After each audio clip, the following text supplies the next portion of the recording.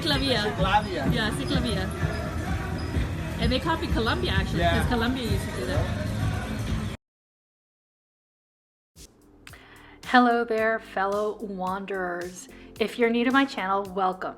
And if you've been here before, I'm sending you a big virtual hug to welcome you back. Although it's virtual, so no worries about COVID, okay? I'm Becky, the slow traveling wanderer, and this is another installment of my sub-series, Storytime. I'm giving you, the viewer, a tour around Mexico based on several years of travel experiences, and we'll share personal and sometimes crazy stories of my own, and I have a lot, that really only happen in Mexico. The accumulation of these experiences is really what's made me choose to move to Mexico and live in Mexico permanently, which is what this channel is all about. The theme today is all things Oaxaca. I'll tell you about how a chance encounter in Mexico led me to travel to Malta, a country I would have never had on my list to visit because it's quite small and many people don't know much about it. I'll also tell you about making mole, bringing in the new year in Oaxaca with complete strangers, visiting loads of art galleries and drinking mezcal with salt made from dried worms. Yikes. You'd think I'd learned my lesson after the whole cricket incident in 2011, but I'm stubborn.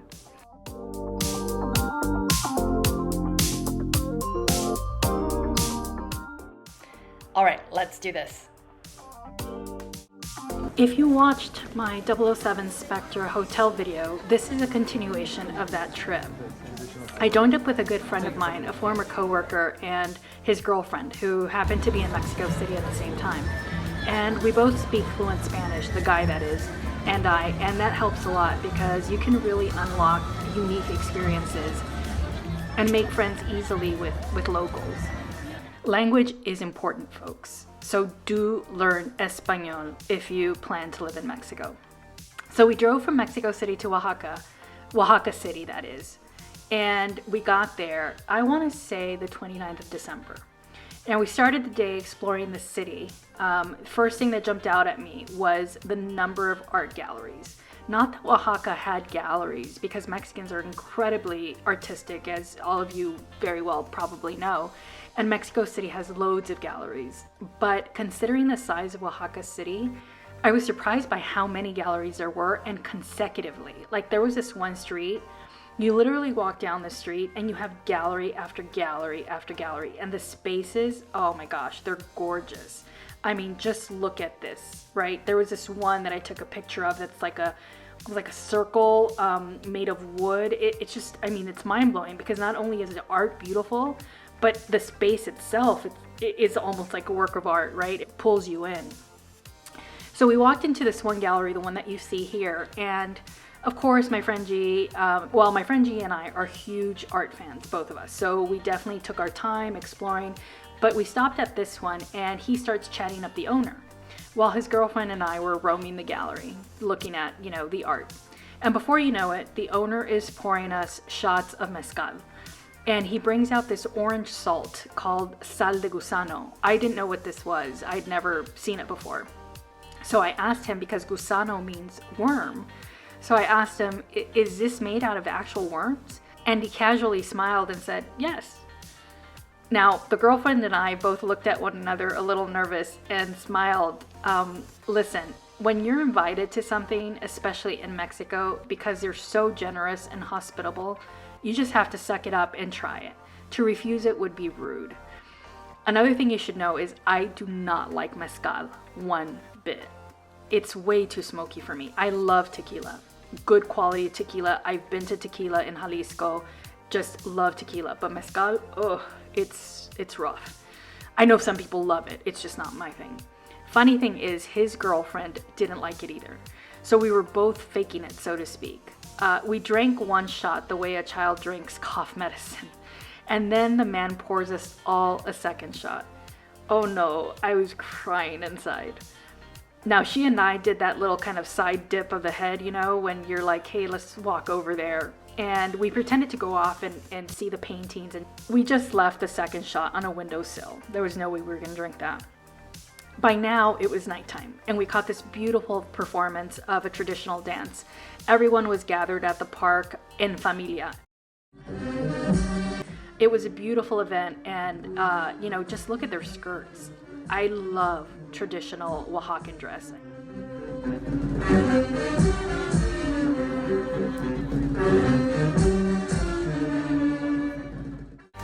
Okay, so that was day one, and it was a lot. Now, my friend G is a former Marine, so you can say he runs a tight ship, and definitely he was on a mission, and we were along for the ride. So the next day was cooking day. We signed up for a cooking class where we were going to learn what? We were going to learn how to make mole, of course. Now, mole likely originated in Oaxaca. It comes from the Aztec language Nahuatl, and it comes from the word mole, which means sauce. But the state of Puebla also claims being the origin of mole. Both states have excellent mole. The class started with a tour through the local market, and you see my friend here too, eating an insect as our New Zealand friend smiles and watches on. Did he do it? Yeah, he did. He ate it. And oh my, I have to say, the Oaxacan markets have been more impressive to me than Mexico City markets. Although Mexico City has a lot of offerings and huge markets, they're definitely bigger. But the variety of things that are sold at the Oaxaca City market is just mind-blowing. I've never seen anything like it, and I've been to numerous markets throughout the world. So yeah, just wonderful, wonderful experience.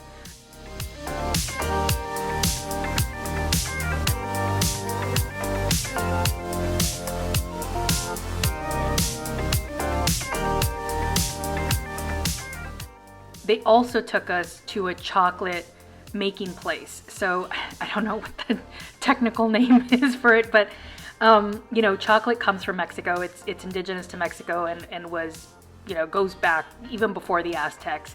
And Oaxaca is definitely ground zero for chocolate, going back to pre-Hispanic times. So all the chocolate there is made from scratch, as you can see here. That's the process. And if you want to get the best chocolate and buy the best chocolate, Oaxaca is the place to do that.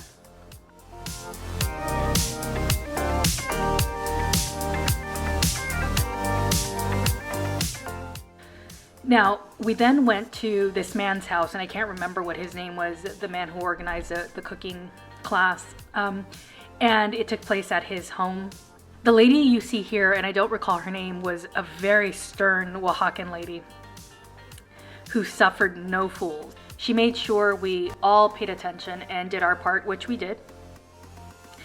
And while the man actually gave us beer after beer or liquor the entire time we cooked. I mean, I'm not kidding you when I say that after, I think it was like a 4-hour ordeal. We all got out of there, and we were definitely tipsy, no doubt. One thing I do want to bring to your attention is the list of ingredients for mole. So I have a picture here of the chalkboard that was in this class, and you can see that it takes 26 ingredients just for the base of the mole. Then you have to add another 7 for black mole or another 2 for red mole. And holy moly, that's a lot of ingredients. So I'm just curious, did you know how complex mole was before this? It's a very complex recipe and just nuances and nuances of flavors. It is an acquired taste. Some people just don't respond well to the mix of chocolate and chilies and all the other stuff. I love it. It's one of my favorite dishes.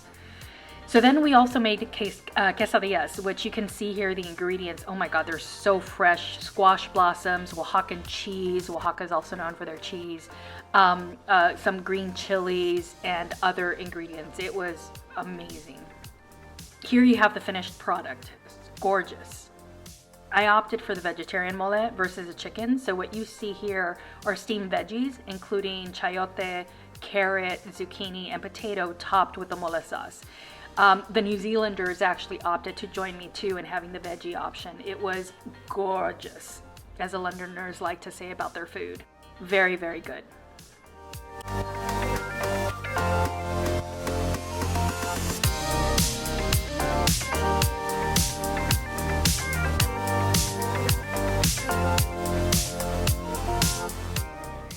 Since the gentleman leading the cooking class had whet our appetite with alcohol, we all decided to get together after the cooking class and go to a local bar. So we went to a bar, and some people had mezcal. Here you see us, all having a good time. We got to know each other. It was a great way to end a very full day and a very enjoyable day as well. That brings us to day 3, New Year's Eve leading into 2018. So we went our own ways that day, during the day, exploring, shopping, etc. And I decided to go to the Benito Juarez Museum. Who's Benito Juarez, you asked? Well, there it is. He was the 26th president of Mexico. And if you're planning to live in Mexico, you really should be familiar with the country's history and important figures. It's like knowing who George Washington is if you're living in the US, for example. He was the first president of indigenous origin, as we said here, and he's seen as a symbol of Mexican nationalism and resistance to foreign intervention. After his death, the state of Oaxaca added de Juarez to their formal name, so their formal name is Oaxaca de Juarez. And his birthday, March 21st, is actually a national, public, and patriotic holiday. So, very important man, did a lot for essentially creating a sovereign Mexico and stopping any future foreign intervention. So that evening, it was time to partay. Now, we were at New Year's Eve. I mentioned in my title that we spent New Year's Eve with strangers, right? Okay, so G, my friend, met a random guy in Mexico City, because remember, we had been in Mexico City prior to driving out to Oaxaca. He was a young dentist, and they hit it off. He invited G to join him and his family for New Year's Eve after learning that G would be in town with his girlfriend. So then I tagged along. So G asked the guy, hey, can my friend come along? And of course, the guy said, that's the Mexican way. Everyone is welcome to a party, especially to a party. So it was a formal affair at a nice hotel banquet type of event. We didn't have dinner with the family. That would have probably been a bit much. The family would have been like, who are these people? But they were really kind and really inviting. They were like, join us, please have some drinks or whatever. They shared their alcohol. We offered to pay. They wouldn't take any money. So we arrived, started having drinks with them, and then it was time to dance. As you can see here, we danced cumbia all night long. It was so much fun. I'm a huge dancer, so you don't have to ask me twice once that music gets playing to get out on the dance floor.